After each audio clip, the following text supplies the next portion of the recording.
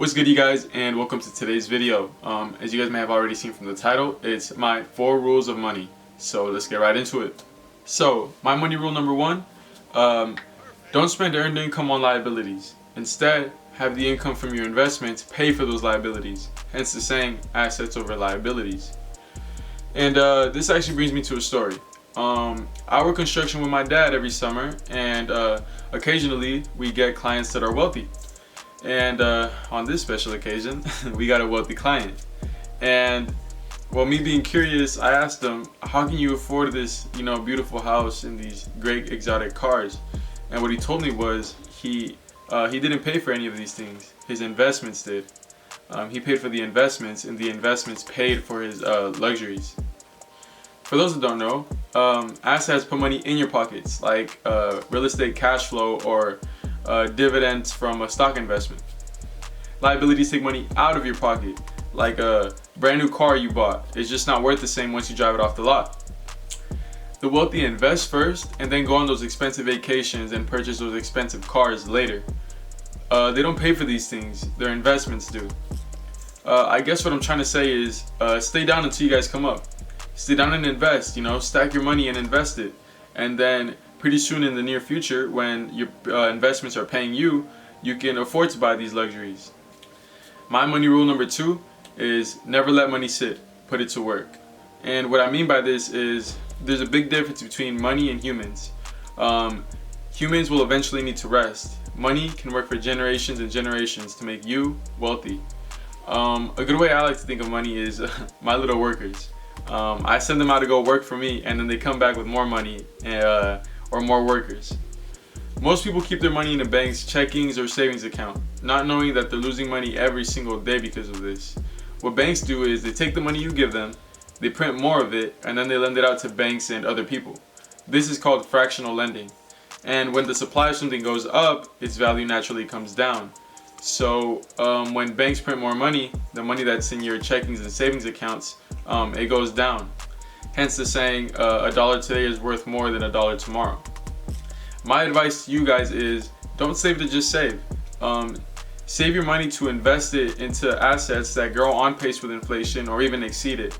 That way your money is safe. My money rule number 3 is money management is king. What I mean by this is it's not about how much you make, it's about what you do with what you guys already have. There are a bunch of people out there making $500,000 a year, living paycheck to paycheck, chasing a lifestyle they can't even afford.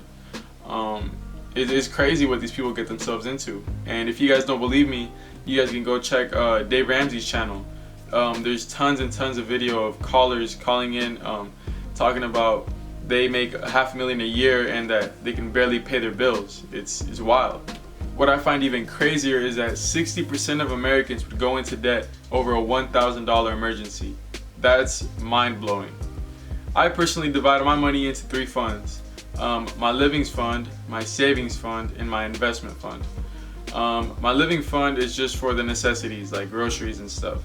My investing fund is just money that I have put aside for investing. And my savings fund is just money that I have put aside in case of an emergency. I don't really touch it.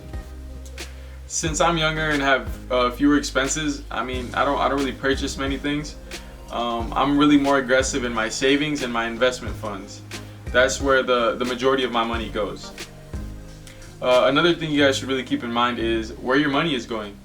Just the other day, I checked my bank account and I was charged $40 for a website domain that I don't even use anymore. My final rule, or rule number 4, is live below your means, or live on less than that which you make. Too often we're caught in the ever-turning wheel of work for money, get the check, and then spend it to impress people we don't even like with it. The book Rich Dad Poor Dad by Robert Kiyosaki illustrates this perfectly. Robert Kiyosaki states, most humans are driven by 2 emotions, fear and greed. The fear of having no money keeps us working, and when we do get paid, greed kicks in. We think of all the things money can buy. It's a cycle that most people get stuck in. They make more money and continue the cycle by spending more. This is the rat race. You guys get out of the rat race by telling yourself the truth.